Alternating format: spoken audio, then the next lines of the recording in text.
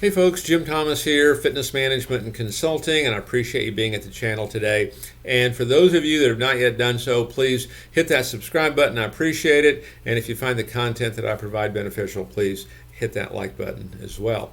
Now, before we jump into our topic today, just a couple reminders. Number one, for those of you that have topics you'd like to have discussed here in the channel, if you have things you'd like to have explored here in the channel, drop it in the comment section below, or feel free to email me direct. My email is in the description box below, or if you like, direct message me on Twitter at Jim Consultant, GYM Consultant, and perhaps your topic be the next thing we discuss here on the channel. Now, number two, for you folks that are in the process or thinking about opening up a new club, or if you have an existing club, you need financing, you need additional funding, click the funding link below, and we have funding that can be potentially available for you, between $50,000 and $250,000. Click it, see if it works for you, and perhaps that can be the funding that helps you jumpstart that new facility or takes your existing club to that whole new level. Now, our topic for you today, it's 5 signs that your star gym salesperson will make a terrible gym sales manager. Now, one of the things that's true, and we see it over and over, is how do you become a manager? Be good in sales. See it all the time. And just because we're good in sales doesn't necessarily mean we're going to be good in management. So let me give you some things to think about. And these are things that I see, that happen frequently, and see if we can fix this. Because the unfortunate thing about this is if you promote a star gym salesperson and say they're making 50 to 100 sales a month for you, you make a manager, it doesn't work out. Well, now you lost the manager and the salesperson, and they lost a great career opportunity. So it has a lot of moving parts. So number one, on why they'll make a terrible gym sales manager, and here's what I see: they're caught up on approval. They need constant approval more than simply get the job done. Your folks that are really good in management, it's hey, they're focused. Hey, let's get the job done. And the folks that maybe aren't going to make that good of a manager, they need constant approval. They need constant reassurance.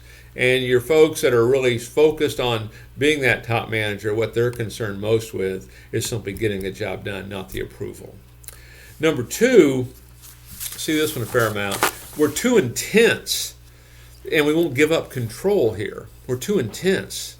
And we won't give up control. I mean, have you done this? Have you seen this happen? Because to be an effective manager, it's not about us being the star anymore. It's about us helping to make someone else the star. It's about us delegating. It's about us teaching. It's about us let them make the mistakes. Doesn't mean we still won't, get a good result, but let them make the mistakes.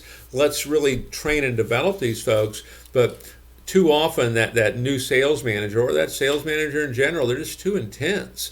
And maybe that served them well as a salesperson, but it doesn't necessarily give that reassuring, calm guidance that you're going to need as a manager. Number three, on why that star salesperson might make a terrible sales manager, is they lack external motivation. And this is kind of outside of making commissions. This is outside of having the job. I'm not talking that, but they don't have this external motivation to succeed. Because for someone who's managing, they really need to have a clear understanding of their why. What is this external motivation? Why is this so important to me? How's this going to change things if I'm able to do this? Because when you take on this role, you're just not responsible for yourself anymore. You're responsible for the livelihoods of a lot of other people, and by virtue of that, in some ways, the families of all those other people, right? At certain levels there. So we want to make sure that we have that proper motivation. But this is the other thing to look at, is they lack that external motivation to succeed, other than getting a paycheck. And just money alone and getting a paycheck alone won't be enough for you. Number four, they're always getting things done at the last second.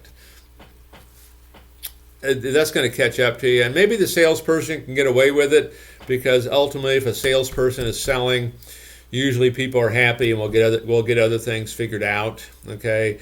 But a manager, if they have that habit of waiting to the last second and they allow their staff to wait and get things done at the last second. And I mean, I've seen it. I've seen some really talented people that got put into management and really good salespeople, good producers. And they're just, I mean, the pressure's on. There's chaos getting ready at the last minute for this meeting that, they had to be at. And they bring that chaos and that intensity, to the facility and get everybody distracted. And ultimately, production drops as a result of it. So, getting things done at the last second. We want to be organized, well thought out, planned in advance on this. And then number 5, it's failing to plant seeds for their future. Failing to plant seeds for their future. And this is no different than a salesperson kind of building their pipeline, right? But how do we plant seeds for our future?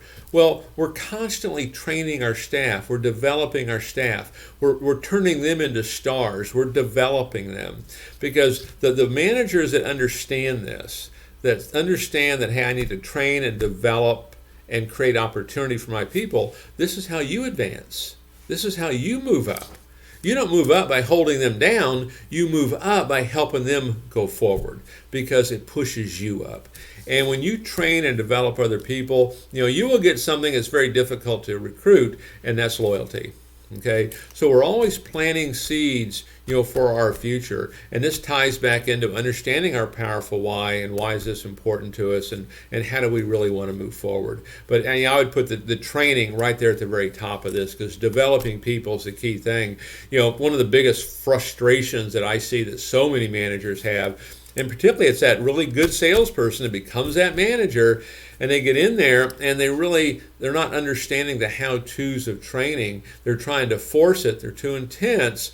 People kind of rebel a little bit. It doesn't get done.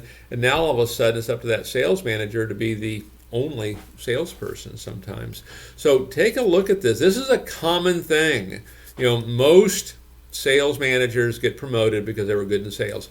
I got promoted because I was good in sales. I never managed anything. Okay, I didn't know the first thing about it. And all of a sudden I'm the manager because I was selling.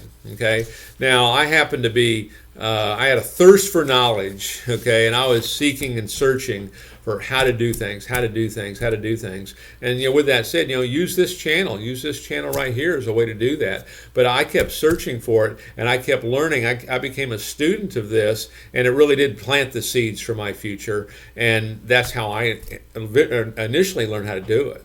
Okay, so become a good student here as well. So there's a lot that can really be talked about here, but this is one of the shortcomings a lot of times of the industry, and we do lose some very good people sometimes because of it. So is this you? Did you get promoted because you were good in sales? How can we fix some of these things if you're challenged with them? If you're an owner, if you're a director, you're thinking of promoting somebody, really give that some thought to see if it's the right move or the right person. So folks, my name is Jim Thomas. My company is Fitness Management and Consulting. You can learn more about my company, numerous links below on different ways to view some of our work and what we do. And we look forward to seeing you all in that next video.